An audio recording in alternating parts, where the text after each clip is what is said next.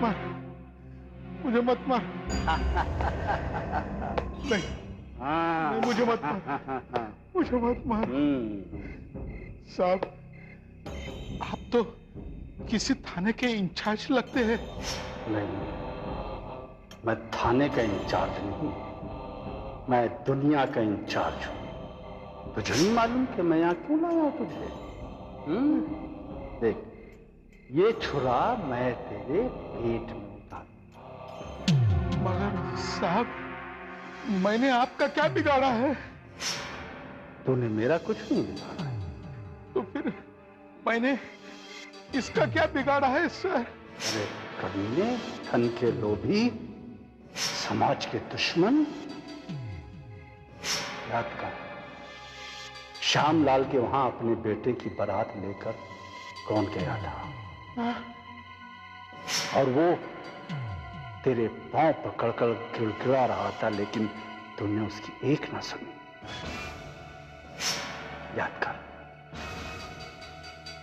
ओम मंगलम भगवान विष्णु, मंगलम गरुड़ध्वज, मंगलम पुंडरीकाक्ष, मंगलाय तनोहरि। अब आप दोनों फेरे के लिए खड़े हो जाओ।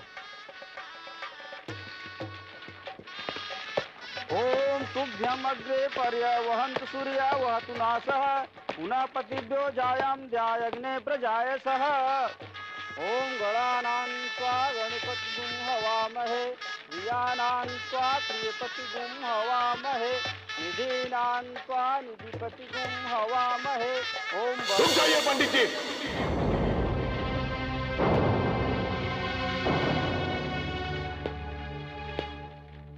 क्या बात है समधी जी?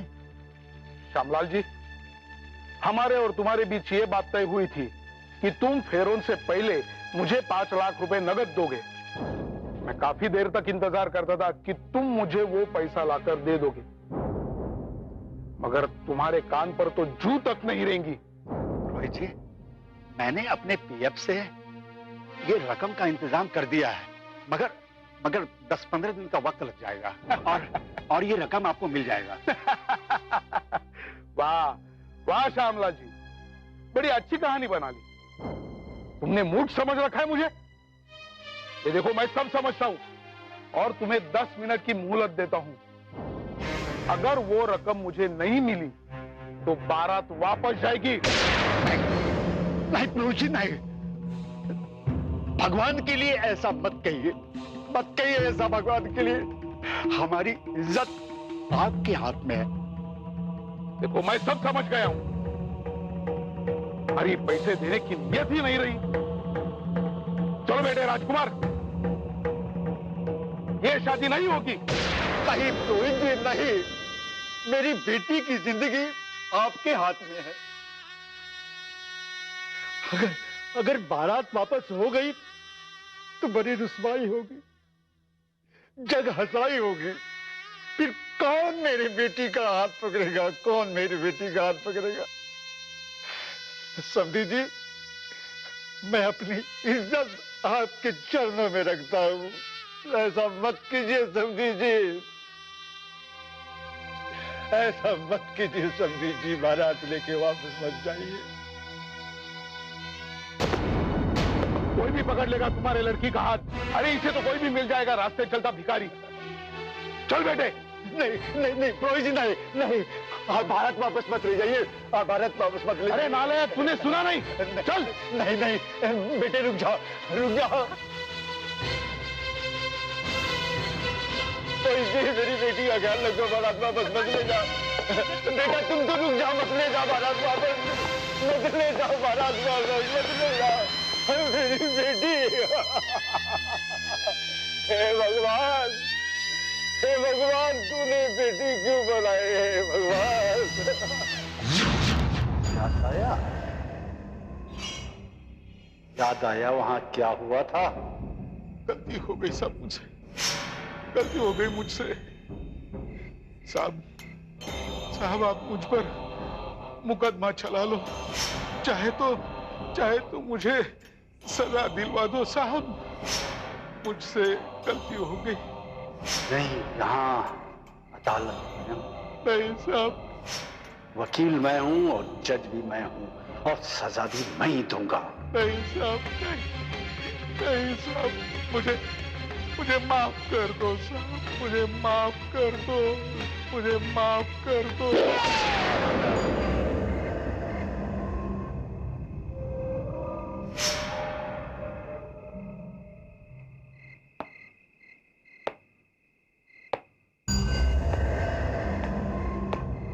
सर मैं आपको पहले ही बता चुका हूं, मैं रोहिणी को चाहता था और दिलो जान से चाहता था। यह बात अलग है कि वो मुझे पसंद नहीं करती थी, लेकिन सर मैं इतना घटिया इंसान भी नहीं जो अपनी चाहत का खून कर दे। मैंने उसका खून नहीं किया सर, मैंने उसका खून नहीं किया, मैंने उसका खून। नहीं इंस्पेक्टर दामले, हमें तुम्हारे जवाब से तसल्ली नहीं। वी आर नॉट सेटिस्फाइड, इसलिए हम तुम्हें हिरासत में लेते। दामले, हो सकता है कि तुम सच कह रहे हो, लेकिन कानून जज्बात पर नहीं, सबूत पर अपना काम करता है। सर आप मेरा यकीन कीजिए, मैं सच कह रहा हूं, और इस तरह मुझे हिरासत में लेना मेरे साथ ज्यादती है सर। नहीं दामले, यह ज्यादती नहीं है, हमारा कर्तव्य है। और मैं अच्छी तरह जानता हूं, जब तक तुम पर जुर्म साबित नहीं हो जाता तुम मुलजिम क्या। अजय ठीक।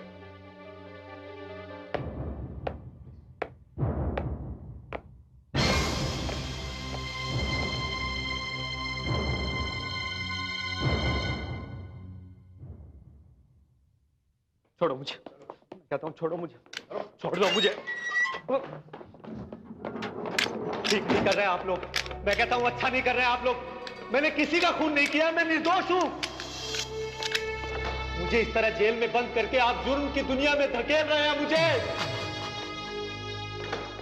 अब तक जो काम मैंने किया नहीं, अब वो मेरी पहचान होगा।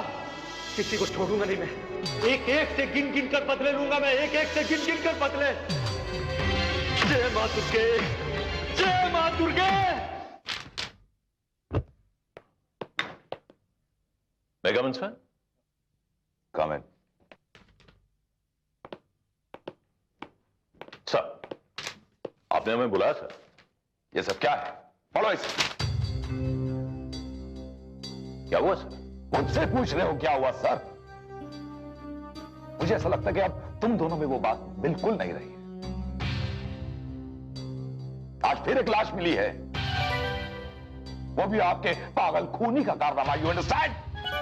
सर लेकिन वो inspector Damle. What Damle is not guilty. एक खूनी खून पे खून किया जा रहा है, जिससे पूरे शहर में दहशत फैल गई है। शाम होते सब अपने घर की तरफ भागते हैं, होटल बंद, रेस्टोरेंट बंद, गलियां सुनी, रास्ते सुने। हमारे होते ये सब क्या हो रहा है इसी मुझे? What are you doing?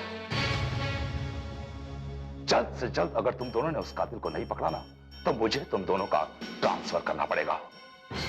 मरने वाले का नाम विनोद पुरोहित है, और कुछ अर्सा पहले ये अपने बेटे की बारात दुल्हन के घर से वापस लेकर आया था। सर मैं आपको यकीन दिलाता हूं कि हम बहुत जल्द कातिल तक पहुंच जाएंगे। I hope so. अब आप लोग जा सकते हैं। सर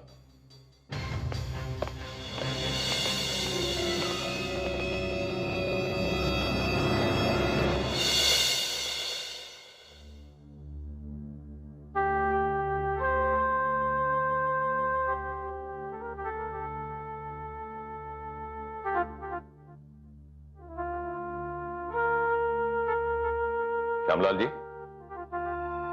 कौन है आप? मैं ऐसी भी विजय हूं क्राइम ब्रांच से। ओह, मैं जानता था पुलिस मेरे घर जरूर आएगी। आप कैसे जानते थे? देखिए एसीपी साहब, आज से 2 दिन पहले विनोद पुरोहित हमारे दरवाजे से अपने बेटी की बारात लेके वापस चला गया, और आज अखबार में उसके कत्ल की खबर छपी। फिर पुलिस मेरे घर नहीं आएगी तो और कहां जाएगी? देखिए श्यामलाल जी, जिस बाप की बेटी बिन ब्याह रह जाए, जिसकी भरे मंडप में बेइज्जती हो जाए, जिसकी शर्म से गर्दन झुक जाए, ऐसे सदमे के बाद इंसान को होश ही कहां रहता है। मैं सिर्फ आपसे यह जानने आया हूं कि ये रिश्ता टूटने की वजह क्या थी? मेरी मजबूरी। आपकी मजबूरी? मैं वादे के मुताबिक पुरोहित जी को फेरों में 5 लाख रुपया नहीं दे सका। यानी कि वो दहेज की रकम मांग रहे थे। जब दहेज की रकम नहीं मिली तो बारात वापस चली गई। जी बिल्कुल ऐसा ही हुआ। किसी ने इसके खिलाफ कोई आवाज नहीं उठाई? जी नहीं, लेकिन सब लोगों के चले जाने के बाद जब मैं अकेला निढाल पड़ा रो रहा था तो किसी ने मुझे सहारा देके उठाया। वो शख्स गुस्से से कांप रहा था और हां, उसने एक बात कही थी, समाज से ऐसे दहेज लोभियों को खत्म कर देना चाहिए। कौन था वो? जी मैं नहीं जानता, मेरे लिए वो अजनबी था। देखने में कैसा था? रोती हुई आंखों से देखा था मैंने उसे। धुंधला धुंधला सा चेहरा नजर आता था उसका। बहुत मजबूत काठी का आदमी था वो। बहुत ताकत थी उसके हाथों में। अगर वो आपके सामने आए तो आप उसे पहचान लेंगे? कह नहीं सकता, लेकिन हां, उसकी आवाज जरूर पहचान जाऊंगा। थैंक यू श्यामराज, मैं चलता हूं।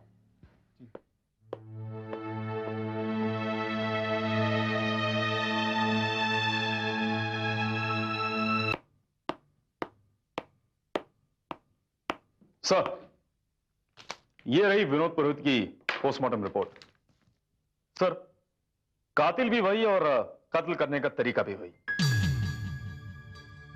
वही गोल्फ स्टिक, वही रस्सी और छुरा भी वही। लेकिन सर, कत्ल करने की वजह नहीं मालूम। इंस्पेक्टर जी, कत्ल की वजह यह है कि विनोद पुरोहित दहेज के लालच में अपने बेटे की बारात वापस ले। सर, उसके बेटे ने कुछ नहीं कहा? नहीं। एक बात कहूं सर, अगर मैं उसके बेटे की जगह होता ना तो अपने लालची बाप को वही गोली मार देता और उस लड़की से शादी करके सीधा अपना घर ले आता था। इडियट, बेकार की बातों में अपना वक्त क्यों बर्बाद करते हो? उस मैडम की रिपोर्ट देखी तुम? जी हाँ सर, देखिए। उसमें विनोद पुरोहित की मौत का वक्त 10 और 11 के बीच है और उस वक्त हम दामले के घर पर। सर, इसका मतलब यह हुआ कि दामले हमारे शक के दायरे से बाहर है। बिल्कुल। कम विद मी सर।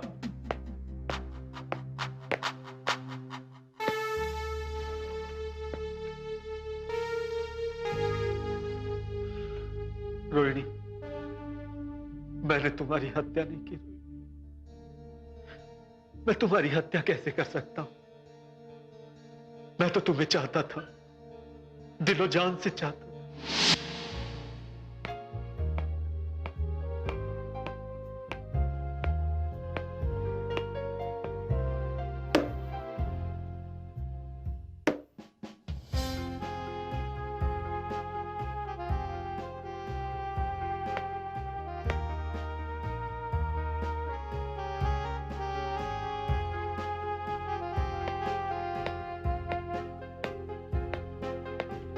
प्लीज, किसी का इंतजार कर रहा हूं। सुना नहीं तूने? किसी का इंतजार कर रहा हूं। सर, आप पिछले 1 घंटे से बैठे हैं। तो सर, आप पिछले 1 घंटे से खाली बैठे हैं। हाँ, तो क्या हुआ? 1 घंटे से बैठा हूं तो जानता नहीं मैं कौन हूं?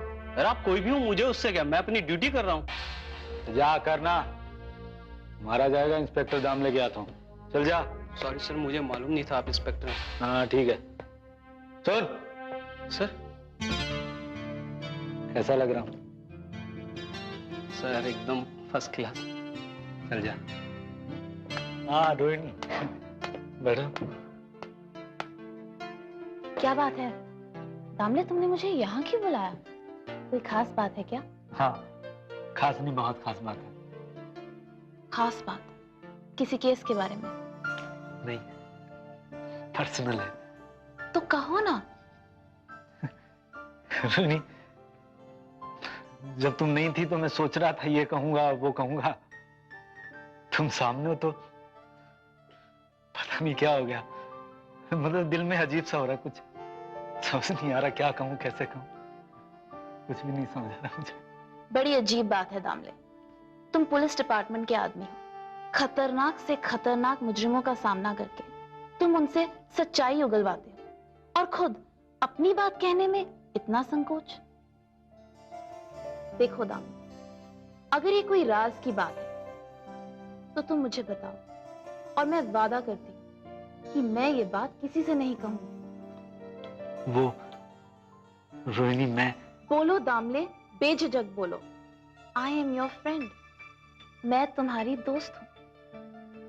रोहिणी, मैं इसी दोस्ती को रिश्तेदारी में बदलना चाहता हूं। क्या? मैं समझी नहीं। रोहिणी, मैं तुमसे शादी करना चाहता हूं। शादी? नहीं नहीं दामले।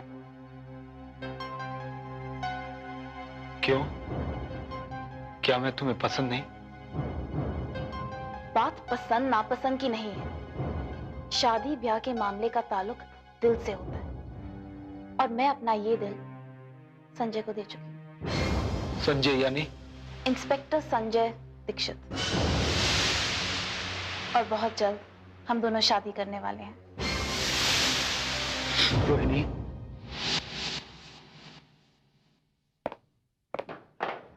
हौला दरवाजा खोलो।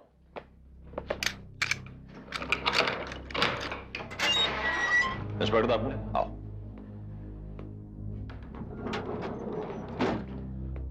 इंस्पेक्टर दामले, हमारा शक गलत निकला। हमारे शक की बुनियाद पर तुम्हें जो तकलीफ हुई है उसके लिए मैं बहुत शर्मिंदा हूं, लेकिन क्या है, तुम हमारी मजबूरी समझ सकते हो। आई am really very sorry.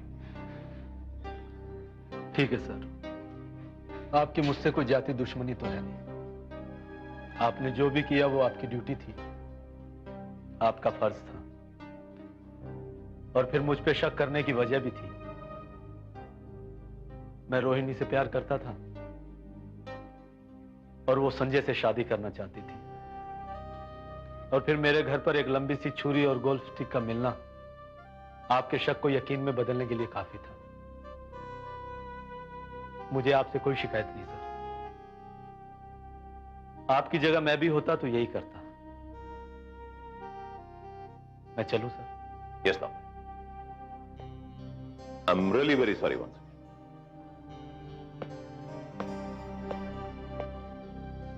Sir, Damle तो चला गए, लेकिन हम वहीं आकर खड़े हो गए जहां से शुरू हुए।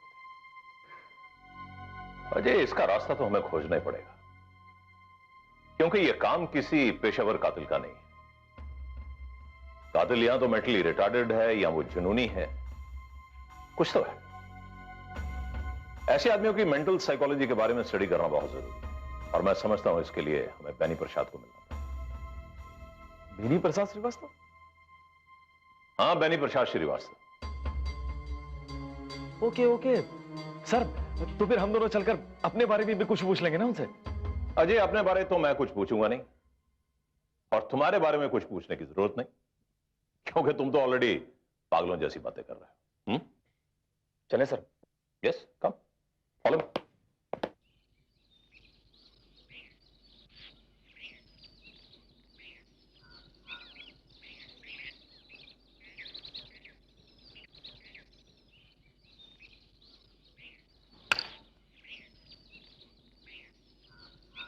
वंडरफुल डॉक्टर साहब, वंडरफुल वंडरफुल वंडरफुल डॉक्टर साहब, वंडरफुल। अरे विजय साहब, what a pleasant surprise. Doctor साहब, आप वाकई बहुत अच्छा गोल्फ खेलते हैं। भाई, खानदानी शौक है। मेरे फादर भी खेलते थे और ग्रैंडफादर भी। डॉक्टर साहब, हम आपका कुछ वक्त बर्बाद कर रहे हैं। मैं समझा नहीं। डॉक्टर साहब, हमें कुछ सवाल पूछने हैं जहनी मरीजों के बारे में। हमें आपकी मदद की जरूरत है। तो इसमें मेरा वक्त कहाँ बर्बाद होगा? अरे भाई, मुझे तो और खुशी होगी कि मैं आपके किसी काम आ सकूं। आइए, वहां आराम से बैठ के बातें करते हैं। चलिए आइए। काफी अरसे से डॉक्टर साहब गोल्फ खेलते हैं? हाँ, आइए एसपी साहब, आइए बैठिए। Thank you sir. हाँ एसपी साहब, कहिए, क्या खिदमत कर सकता हूँ? डॉक्टर साहब, आप अच्छी तरह जानते होंगे कि आजकल शहर में बड़े दहशत का माहौल बना हुआ है। पूरे शहर में दहशत फैली हुई है। वैसे मेरा नौकर भी मुझे बाहर जाने से रोकता है। डॉक्टर साहब, ये तीनों कत्ल जो हुए हैं ये समाज के अलग अलग वर्गों से हुए हैं। पहला कत्ल एक लेडी इंस्पेक्टर का हुआ था, उसके बाद एक सब्जी बेचने वाले का, और तीसरा कत्ल जो हुआ था वो एक ऐसे आदमी का हुआ था जो दहेज के लालच में अपने बेटे की बारात वापस लेकर आ गया। और ये तीनों कत्ल एक ही हथियार से किए गए हैं और उनका तरीका भी है। जी हाँ, और उसकी वजह यह है कि तीनों का कातिल एक ही। क्या जी? जी हाँ। अरे भाई, मैं एक साइकियाट्रिस्ट हूं और ऐसे कातिल और ऐसे लोगों के बारे में बड़ी अच्छी तरह जानता हूं।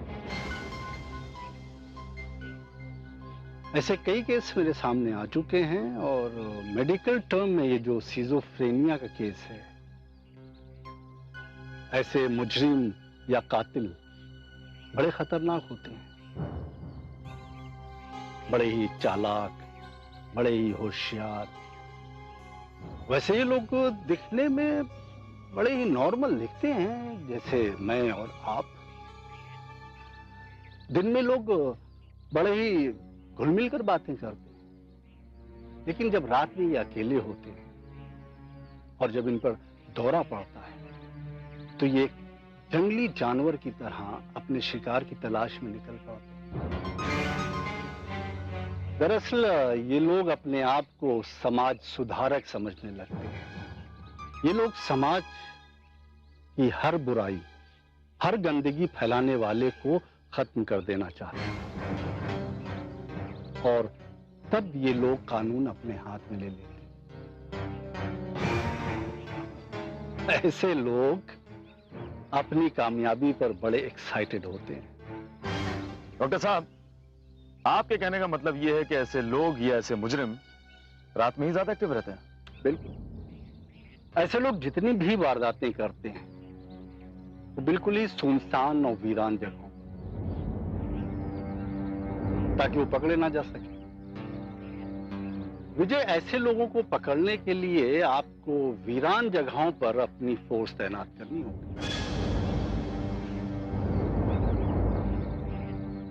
डॉक्टर साहब, अगर ऐसे किसी आदमी को हम आपके पास पकड़ कर लाएं तो आप उससे बातचीत करके बता सकते हैं कि वो सिजोफ्रेनिया का मरीज है या नहीं? ऑफ कोर्स, बिल्कुल कर सकता हूं। ठीक है डॉक्टर, तकलीफ के लिए माफी चाहता हूं। अरे कोई, thank you very much. Thank you doctor साहब। कमन।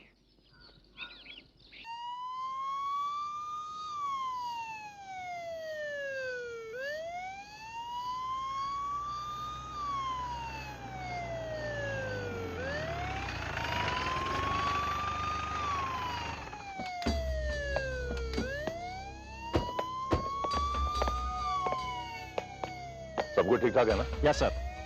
किसी भी आदमी पे, किसी भी गाड़ी पे शक हो, उसे जाने मत देना। सर, हमारे सभी आदमी सादे ड्रेस में सारे शहर में घूम रहे हैं। ठीक है, be very very alert. Sir. कब?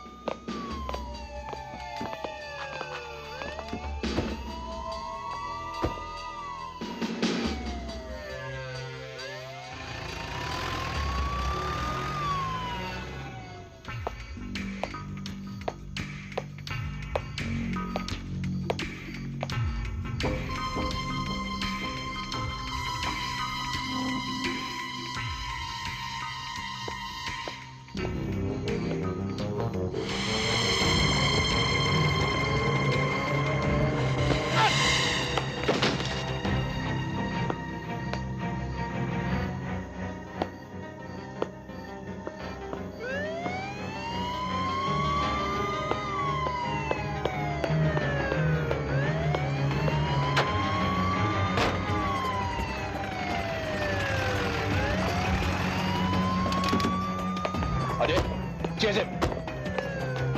गो।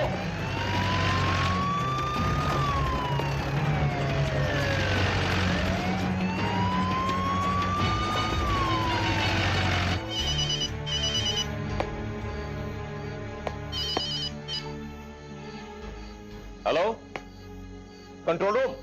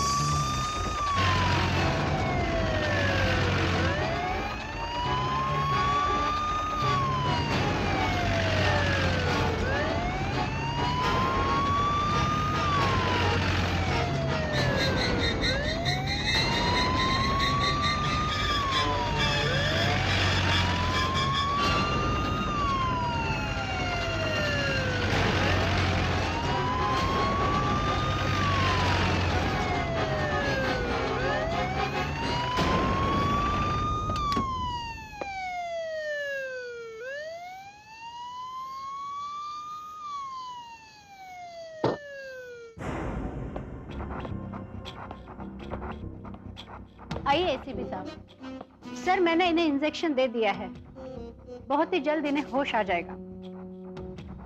सर कातिल बड़ा ही होशियार है, खून करने से पहले अपने शिकार को बेहोश करता है। यानी कि स्टिक का वार अगर थोड़ी जोर से और पड़ता तो ये आदमी मर सकता। राइट सर, इस स्टिक पे जो फिंगरप्रिंट्स हैं उसकी रिपोर्ट कल आपको मिल जाएगी। ओके सर, सर वो आदमी हमारे हाथ से निकल गया। सर उसकी जीप ने हमारे लोगों की जीप को इतना कंफ्यूज कर दिया, उसी का फायदा उठाकर वो निकल गया। और हाँ सर, जहां तक मेरा ख्याल है वो आदमी पुलिस ऑफिसर नहीं था। उसकी जीप पुलिस डिपार्टमेंट में नहीं थी और उस जीप का जो नंबर था वो भी फर्जी था।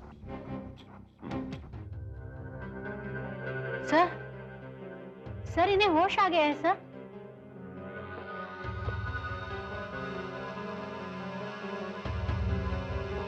क्या नाम है तुम्हारा?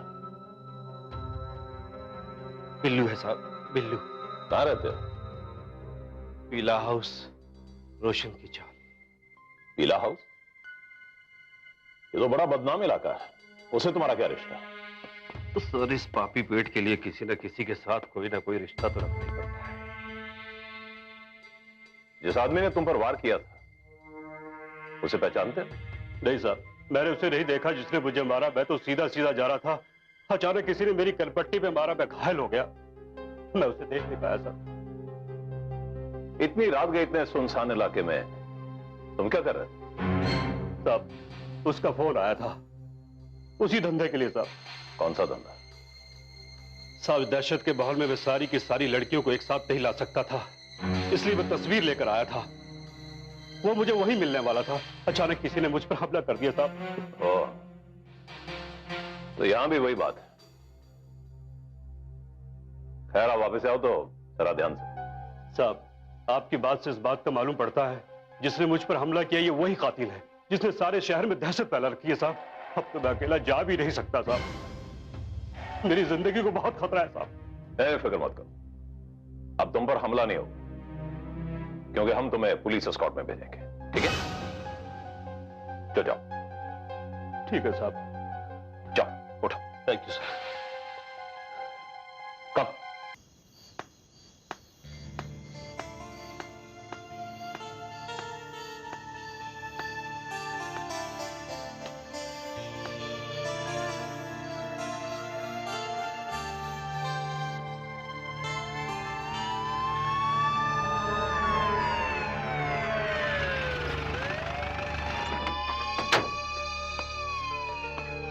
लड़के, इतनी रात गए अकेली कहां घूम रही हो तुम? क्या बात है? तुम्हें पता है शहर में क्या हो रहा है? लोग डर के मारे घर से बाहर नहीं निकल रहे हैं, चारों तरफ खतरा ही खतरा है। इंस्पेक्टर साहब, खतरा होगा आपके लिए।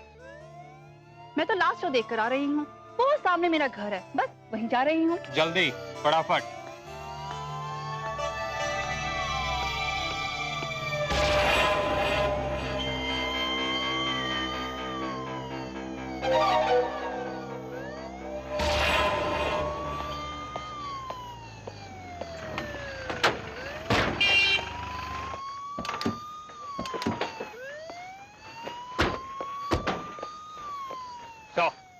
इंस्पेक्टर कुले, सब कुछ ठीक ठाक है ना? जी बिल्कुल सर।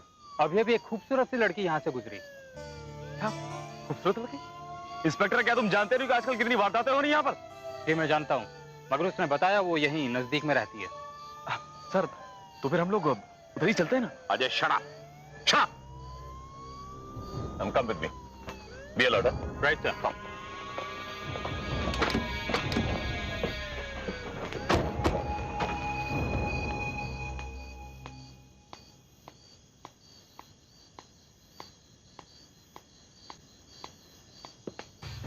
ए लड़की, कहाँ जा रही है? जी साहब, अब मैं अपने घर जा रही हूँ।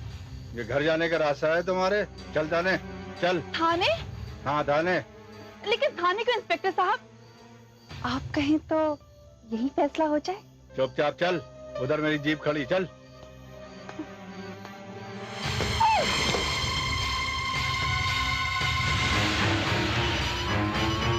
हेलो, हाँ बोलो इंस्पेक्टर, क्या कहा?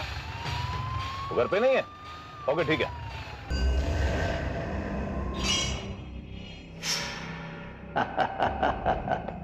नहीं, कौन हो तुम?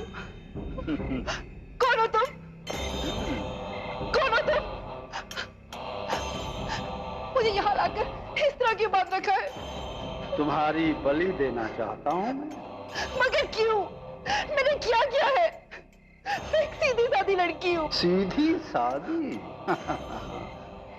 तू कलंक है, कलंक और इज्जत के नाम से अपना शरीर बेचती है, अपना देह व्यापार करके समाज में गंदगी फैलाती है, लोगों का चरित्र भ्रष्ट करती है।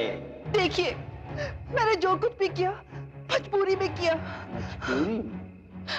ये मजबूरी नहीं थी। आशीष हर जुर्म करने वाले को उसके जुर्म की सजा देता है। समझी? आशीष का नहीं।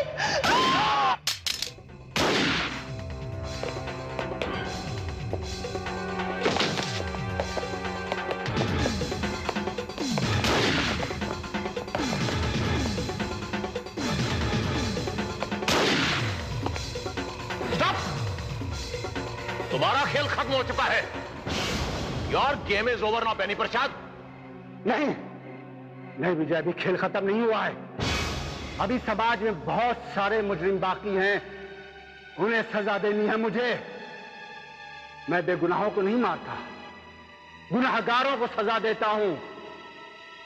और मैंने इंस्पेक्टर रोहिणी को इसलिए सजा दी क्योंकि वो अपनी ड्यूटी पे नेग्लिजेंस कर रही थी, और मैंने उस सब्जी वाले गोपाल को इसलिए सजा दी क्योंकि वो कम तोलता था, बेईमानी करता था। और मैंने पुरोहित को इसलिए सजा दी क्योंकि वो दहेज का लोभी था। और मैं बिल्लू को इसलिए मारना चाहता था कि वो लड़कियों की दलाली करता था। और मैं इस लड़की को इसलिए सजा देना चाहता था। तो ये बेनी प्रसाद, पुलिस की वर्दी पहनकर तुम जो कुछ भी कर रहे थे वो न्याय और जस्टिस की खातिर नहीं था, बल्कि तुम्हारा जुनून, पागलपन और तुम्हारी वहशत थी। तुम एक अच्छे सोशल वर्कर थे, एक अच्छे साइकियाट्रिस्ट थे, लेकिन साथ साथ तुम सिजोफ्रेनिया के मरीज थे। दिन भर तुम ठीक रहते थे, लेकिन जैसे ही रात होती थी तुम पर पागलपन का दौरा पड़ जाता था। तुम जुनूनी हो जाते थे, उसी से तुम कातिल बन जाते थे, जानवर बन जाते थे। समझे तुम?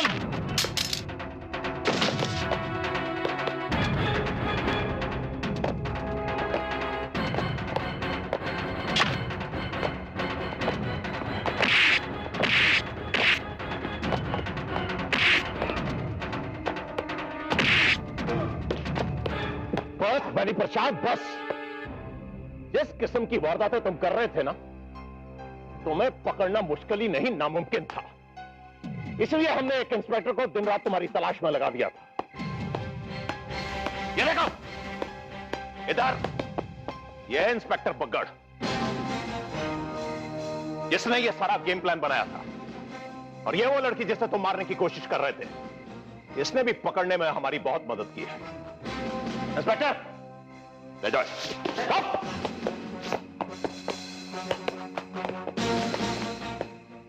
सर, ये लड़की कोई मामूली लड़की नहीं है, ये भी हमारे डिपार्टमेंट की है। क्या? जी हाँ सर, ये है inspector Meena Sehgal. Brilliant brain and dashing. Sir, इसे इस मुहिम में शामिल करने से पहले मैंने इससे एक वादा किया था। कैसा वादा? यही सर, कि इस केस की सक्सेस के बाद हम इसे अपनी टीम में शामिल कर लेंगे। क्या? यस सर, ये मेरी ख्वाहिश है, and I hope you will not disappoint मी। नहीं, बिल्कुल नहीं इंस्पेक्टर मीना, मैं तुम्हें बिल्कुल डिसअपॉइंट नहीं करूंगा। तुम्हारी ख्वाहिश जरूर पूरी होगी। Okay? Thank you very much. एक काम करो Bagad, you have done a very commendable job. Thank you. क्या है ना कि मदर इंस्पेक्टर अजय। आपको कौन नहीं जानता, आप तो हीरो हैं। बस एक हीरोइन की तलाश है जिंदगी में। जी? आप, मेरा मतलब है मैं तुमसे सीनियर हूं। Of course. सुनो, अब तुम्हें जो भी इंस्ट्रक्शंस लेने हो वो सिर्फ मुझसे लेना। और विजय सर? विजय सर क्या है, वो करते क्या है? सारा काम तो मैं करता हूं। Ajay, yes sir. वहां क्या कर रहे हो? कम विद मी। वो पास कम। सर